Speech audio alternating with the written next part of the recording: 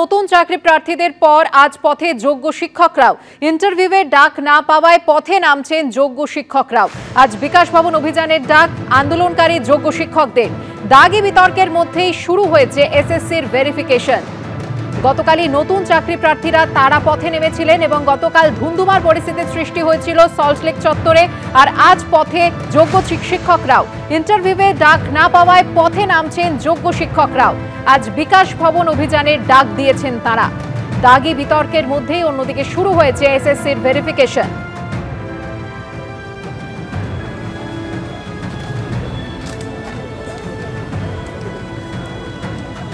6 বছর চাকরি করার পর যে নির্মম একটা রাষ্ট্রীয় অরাজকতার কারণ বলবো আমি এটাকে, কারণ ভুল বিচার এবং অসঙ্গতিপূর্ণ নিয়োগ এই দুটোই আমাদের এত বছরের চাকরি থেকে আমাদেরকে বহিষ্কার করা হলো। তো তারা প্রত্যেককেই যাতে পুনরায় চাকরিতে ফিরতে পারে সেই নিয়ে আমাদের লড়াই থাকবে। এই যে টিচিং এক্সপিরিয়েন্সটার জন্য আজকে বলছে, কারণ তাদের টিচিং এক্সপিরিয়েন্সটা তাদের ক্রাইটেরিয়ার মধ্যে আসে না। তো চ্যালেঞ্জ যদি করতে হয় তাহলে প্রত্যেকে বিভিন্ন রকম প্রত্যেক দিন নানান রকম চ্যালেঞ্জ করতে পারে। তো এই চ্যালেঞ্জ করা তো সমাধান নয়। চাই ভেরিফিকেশন হোক, ভেরিফিকেশনের পরেও যদি এগুলো থাকে তাহলে নিশ্চয়ই আমরা তার প্রতিক্রিয়া দেব। ভেরিফিকেশনের আমরা বারবার এসএসসিকেও জানিয়েছি যে ভেরিফিকেশনে এরা বাদ যাবে তো এসএসসি বলেছে নিশ্চয়ই ভেরিফিকেশন করা তার জন্য। যদি এটা বাদ না যায় তাহলে আমরা নিশ্চয়ই তার প্রতিক্রিয়া দেব। আমরা নিশ্চয়ই এই বিষয়ে মুখ খুলবো এবং আন্দোলন করব, নিশ্চয়ই করব। একদিকে যখন দাগি বিতর্কের মধ্যে এসএসসির ভেরিফিকেশন শুরু হয়েছে, তখনই অন্যদিকে যোগ্য চাকরিহারারা তারা আজ পথে নামতে চলেছে। ইন্টারভিউয়ের ডাক না পাওয়ায় পথে নামছেন আজ তারা। আজ বিকাশ ভবন অভিযানের ডাক দিয়েছেন আন্দোলনকারী যোগ্য শিক্ষকরা।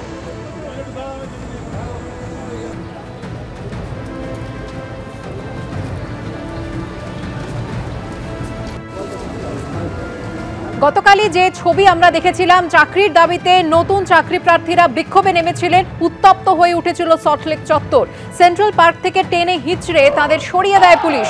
সল্টলেকের রীতিমতো ধুন্ধুমার পরিস্থিতি তৈরি হয়।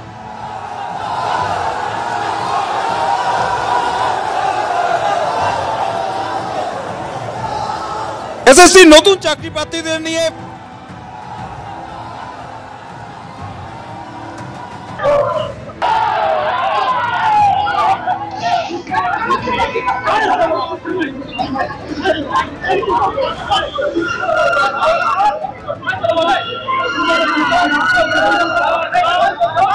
আমরা চেয়েছিলাম রাজপথটা দখল করে থাকতে এবং আমাদের দাবিগুলো যাতে সরকার শোনেন, কিন্তু পুলিশ কর্মীরা আমাদের বলপূর্বক তুলে দিয়েছেন। পুরো দিনটা ওনারা আমাদের কিছু বলেননি। অবশেষে তারা চেয়েছিলেন রাতের বেলা যাতে যানজট না হয়, সেইভাবে আমাদের তুলে দেওয়া হয়েছে। আপনারা তো চাইছিলেন এসএসসি চেয়ারম্যানের সঙ্গে দেখা করে আপনাদের দাবি জানাতে, সেই বিষয়টা কি? কিন্তু পুলিশ আধিকারিকরা যেটা জানালেন যে এসএসসি চেয়ারম্যান বেরিয়ে গেছেন, তারপরে ওনাদের হাতে আইন আছে, আইন মোতাবেক ওনারা আইনকে কাজে লাগিয়ে আমাদেরকে তুলে দিয়েছেন। তাই আমরা উঠে গিয়েছি। আমরা ভবিষ্যতে আজকালের মধ্যে বৃহত্তর আন্দোলনের ডাক দিচ্ছি। সমস্ত ফ্রেশার্স বন্ধুদের দলে দলে এই আন্দোলনে যোগ দেওয়ার আহ্বান জানাচ্ছি। পুলিশ যদি পারমিশন না দেয় আমরা কি করতে পারি?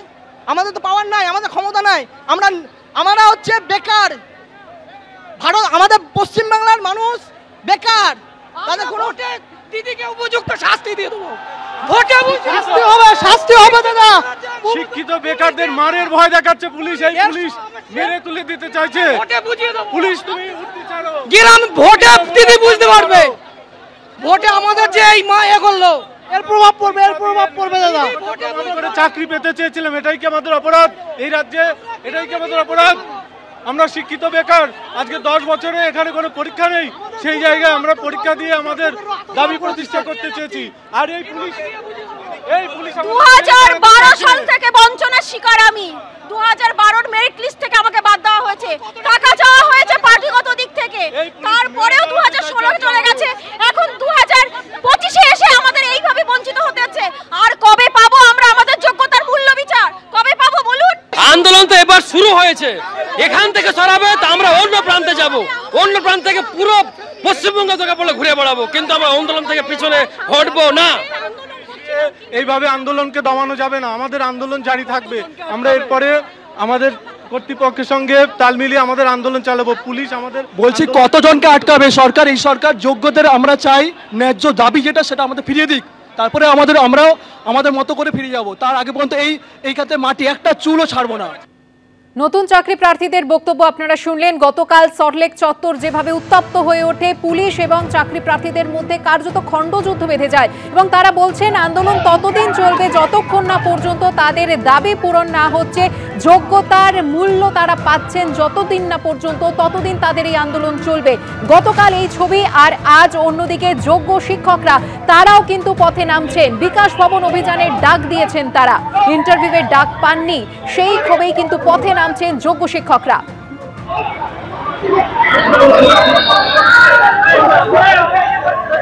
একই সঙ্গে গতকালের ছবি আপনাদের সামনে রেখেছি, অন্যদিকে দেখতে পাচ্ছেন আজ যোগ্য শিক্ষকরা তারাও পথে।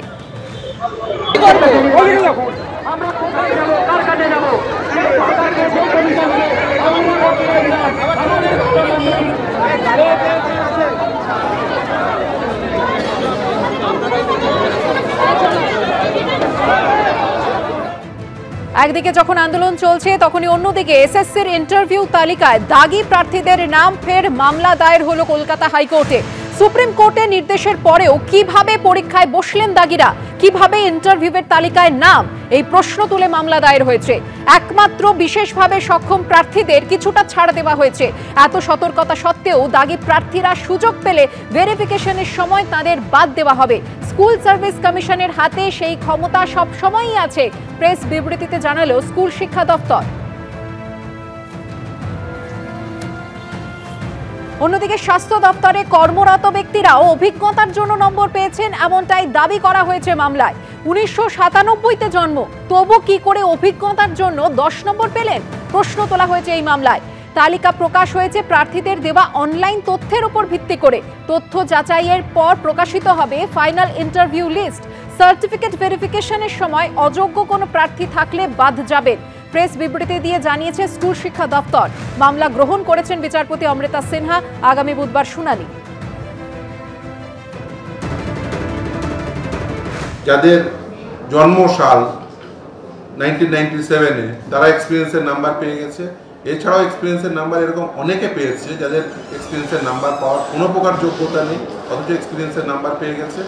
এই ধরনের ইন্টারভিউ লিস্ট তৈরি করা হয়েছে, সেখানে ডিটেলস নেই।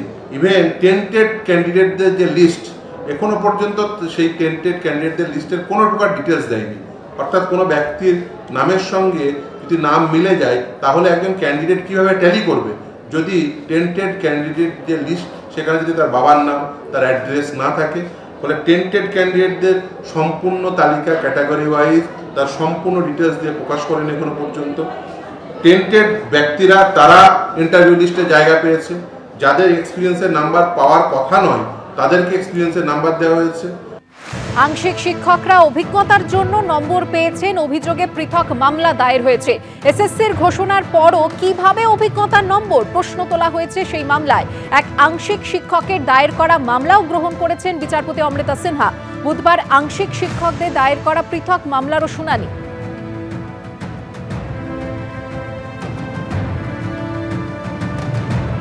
আর এই গোটা বিষয়টি নিয়ে শিক্ষামন্ত্রী ব্রাত্য বসু কি জানিয়েছেন দেখুন।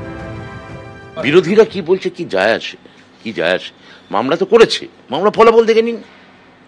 আমি তো মামলা ওয়েলকাম করছি, মামলা মামলার মতো হোক না, সে কি আছে, কি করা যাবে।